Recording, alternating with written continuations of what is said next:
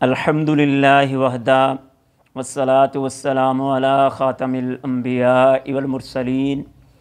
میرے انتہائی عزیز ناظرین و سامعین، السلام علیکم ورحمۃ اللہ وبرکاتہ۔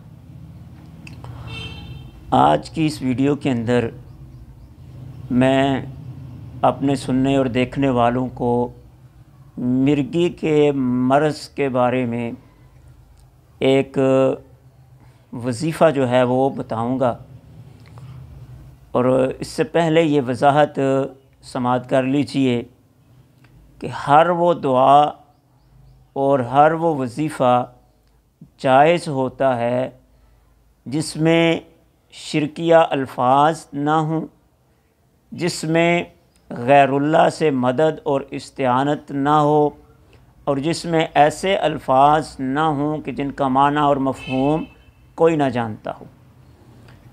اور کچھ وظائف ایسے ہوتے ہیں کہ جو رسول اللہ صلی اللہ علیہ وسلم سے منقول ہوتے ہیں، اور کچھ وظائف ایسے ہوتے ہیں کہ جو احادیث مبارکہ کے اندر تو موجود نہیں ہوتے، لیکن وہ اسماء باری تعالیٰ یا قرآنی آیات پر مشتمل ہوتے ہیں، جو بزرگوں کے مجرب اور آزمودہ ہوتے ہیں اور علماء دین سے منقول ہوتے ہیں۔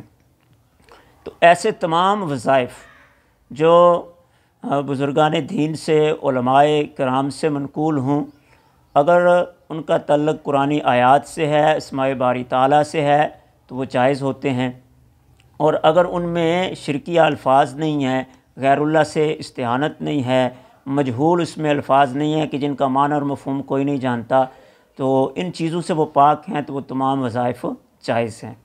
مرگی کے مرض کا یہ وظیفہ بھی قرآنی آیات پہ مشتمل ہے۔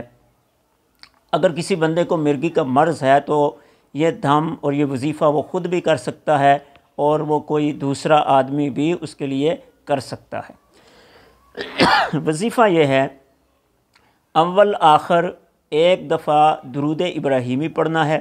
شروع میں اعوذ باللہ اور بسم اللہ پڑھنی ہے، اور پھر ایک دفعہ درود ابراہیمی پڑھنی ہے، اور پھر اس کے بعد 21 دفعہ سورہ آل عمران کی آیت نمبر 154 154، یہ آیت چوتھے پارے میں ہے، سورہ آل عمران کی آیت ہے، اور اس کا آغاز ہو رہا ہے ثم انزل علیکم من بعد الغم امنۃ نعاسا یغشی طائفۃ منکم، اور اس کا اختتام ہو رہا ہے واللہ علیم بذات الصدور، یہ آیت نمبر 154، یہ 21 دفعہ پڑھنی ہے، اور پھر اس کے بعد پھر ایک دفعہ درود ابراہیمی پڑھ لینا ہے۔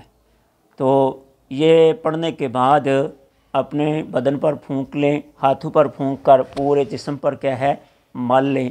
فجر اور مغرب کی نماز کے بعد یہ ایک ایک دفعہ کرنا ہے، دنوں کی گنتی کے بغیر مریض کرتا رہے، انشاءاللہ العزیز اللہ کی ذات اسے اس مرض سے نجات عطا فرمائیں گے۔ مریض خود بھی کر سکتا ہے، کوئی دوسرا آدمی پڑھ کر بھی اس کو کیا ہے دم کر سکتا ہے۔ اللہ کی ذات ایسے تمام مریضوں کو شفائے کاملہ عاجلہ مستقلہ عطا فرمائے۔ یہاں پر آخر میں ایک واقعہ جو احادیث مبارکہ کے اندر موجود ہے، وہ میں آپ کی سماعتوں کی نظر کرتا ہوں۔ رسول اللہ صلی اللہ علیہ وسلم کے پاس ایک عورت آئی، اور اس نے کہا یا رسول اللہ، مجھے مرگی کا مرض ہے، میرے لیے دعا کیجیے۔ تو رسول اللہ نے فرمایا کہ کیا تمہیں جنت پسند ہے یا اس مرض سے نجات پسند ہے؟ تو اس نے کہا کہ یا رسول اللہ، مجھے تو جنت پسند ہے۔ تو اللہ کے حبیب نے کہا کہ پھر چلی جاؤ۔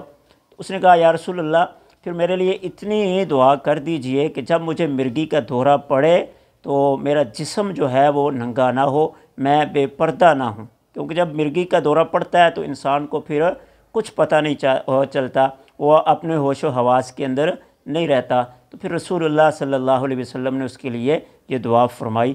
تو یہ بھی پتہ چلتا ہے اس واقعے سے کہ جن لوگوں کو مرگی کا دورہ پڑتا ہے، اس مرض کی وجہ سے اللہ کی ذات انہیں جنت میں جگہ بھی عطا فرمائیں گے۔ بہرحال یہ مرض بہت ہی خطرناک ہے، کیونکہ کوئی پتہ نہیں چلتا کہ بندہ کہاں پر ہوتا ہے اور کس وقت یہ دورہ آ جاتا ہے۔ اور پھر بندہ وہیں پر گر جاتا ہے۔ اللہ کی ذات ایسے تمام مریضوں کو شفائے کاملہ عاجلہ مستقلہ مستمرہ عطا فرمائے۔ وما علینا الا البلاغ المبین۔